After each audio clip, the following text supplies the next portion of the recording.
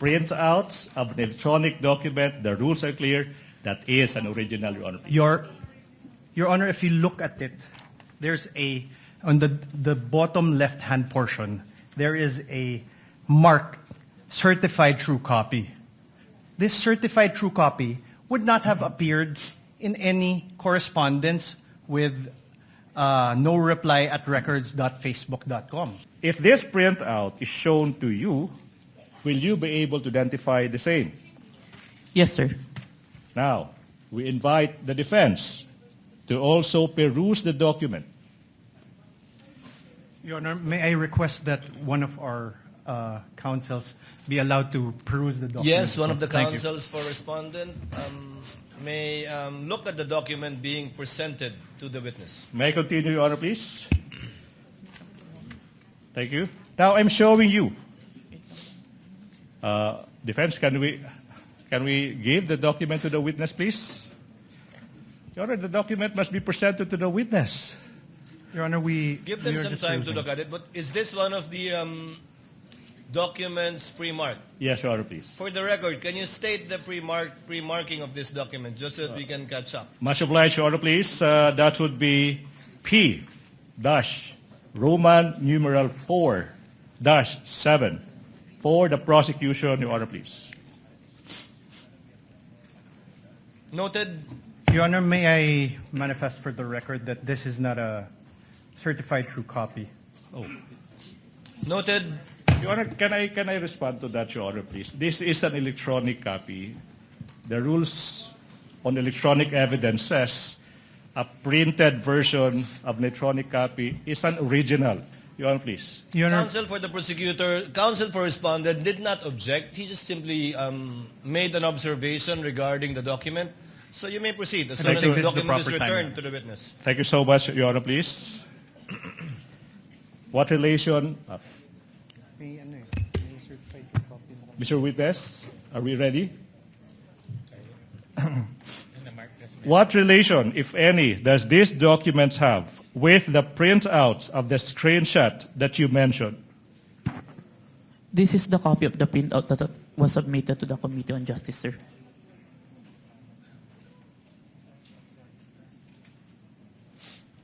Okay. Your Honor, please, may I proceed with the next question, please?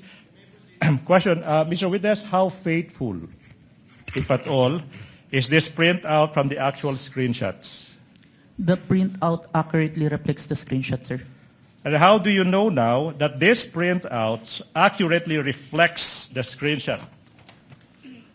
I compared the printout with the screenshot and with the web page of my preservation and found that the contents are identical, sir.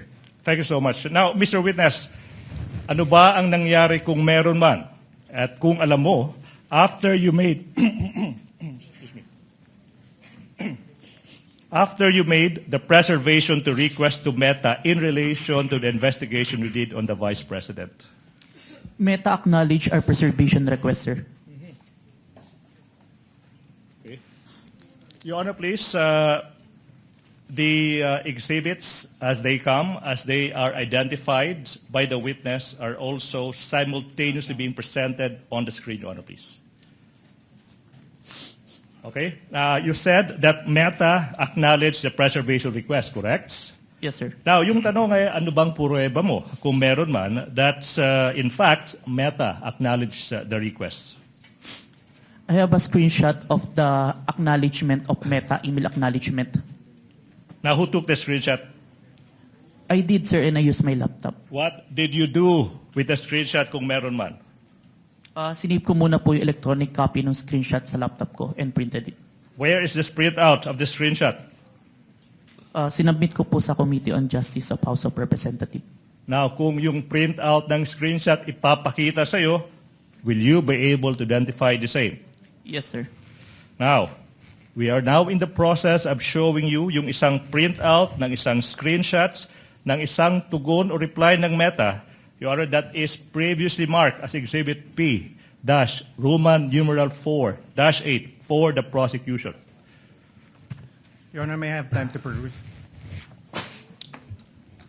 Kindly show the document to one of the counsels for the respondent.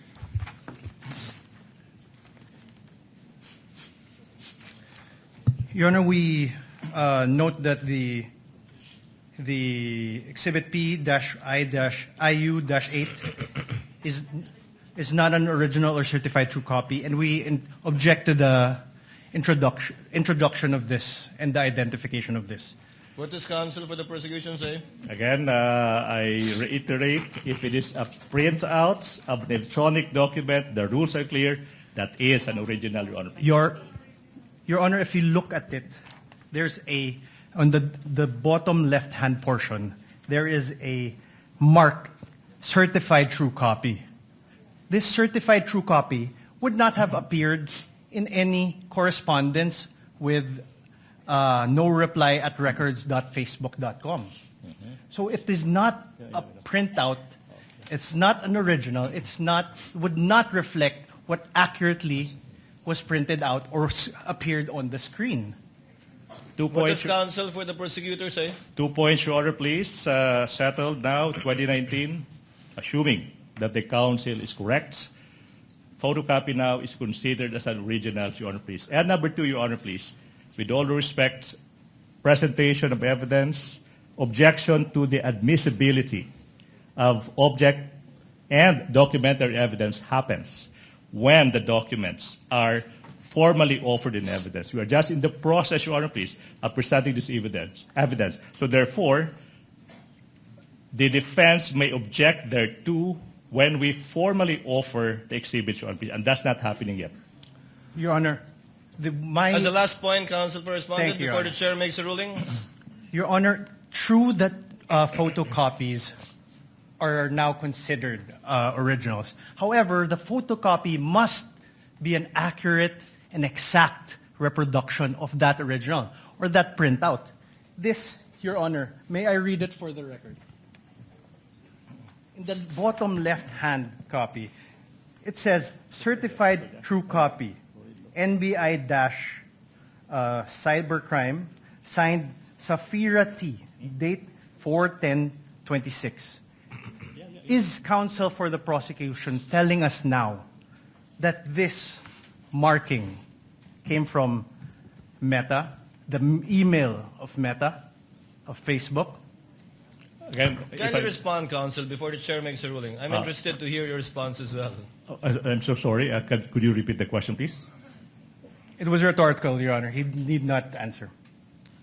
He was basically questioning the fact that if it indeed came from Meta and is a computer printout, why the need for someone to certify it as a true copy?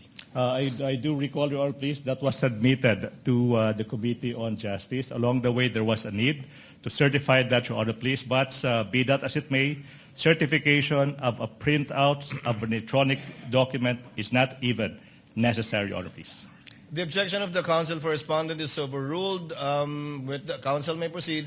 Thank you so much, He Your Honor, may please. raise his objection at the proper time when formal offer is made of documentary evidence, and any correction may be made thereafter, or rather before that, by the counsel for the prosecutors. All right. Please proceed. Thank you so much. Mr. Witness, you mentioned that Meta, you said, acknowledged the preservation requests. Sorry,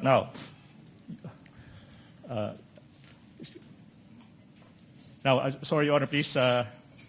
I recall the last question. I have to proceed to presentation of the documents. Now, Mr. Witness, if this printout of the screenshot of Meta's reply is shown to you, will you be able to identify the same? Yes, sir. Now, what relation, if any, does that document have with the printout that you mentioned earlier?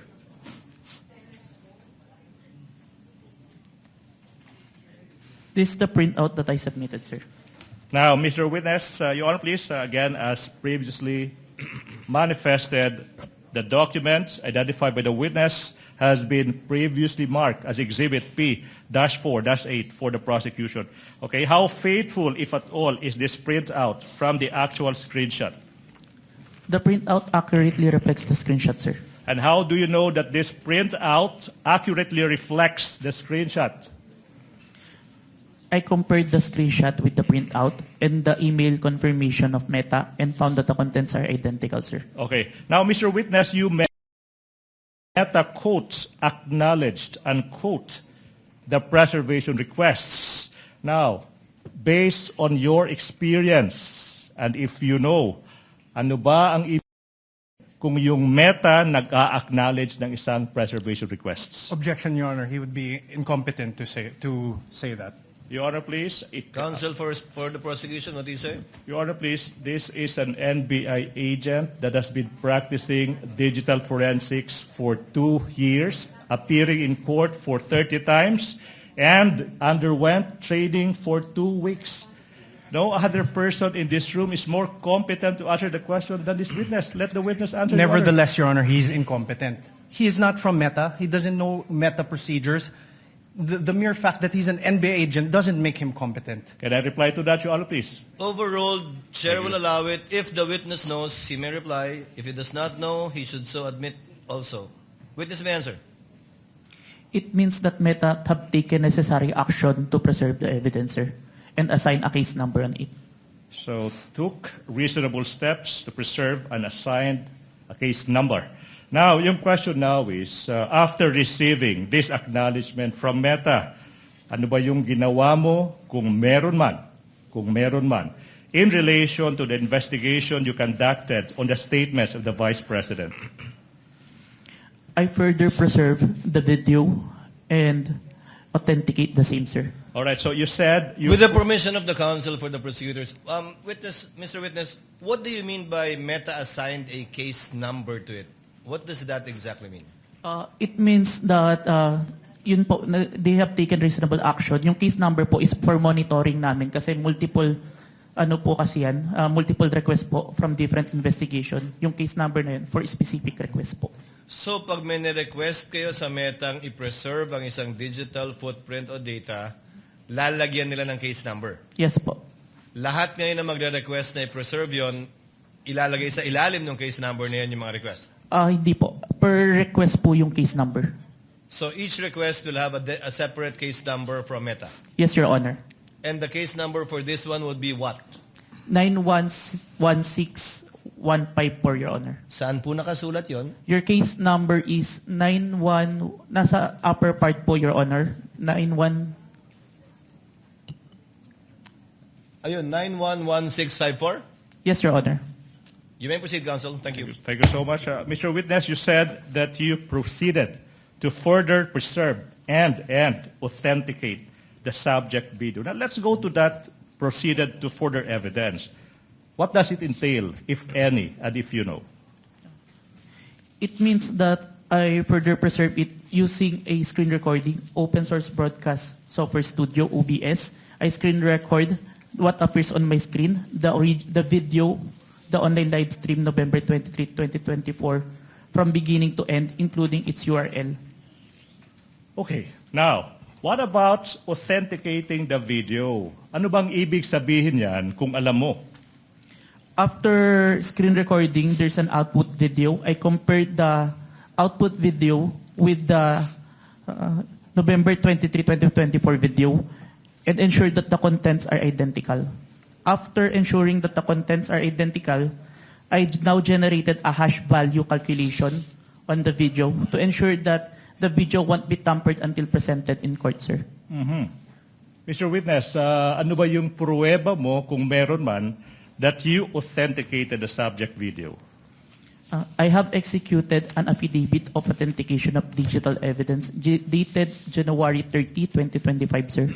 Okay, now, kung yung affidavit of authentication of digital evidence dated January 30, 2025, ipapakita sa iyo, will you be able to identify the same? Yes, sir. Now, in the process, or the prosecution is in the process of confronting the witness with a document that is previously marked as Exhibit P-Roman numeral 4-9 and series, constituting of 29 pages, including the attachments. Your Honor, please, the defense is invited to peruse the documents.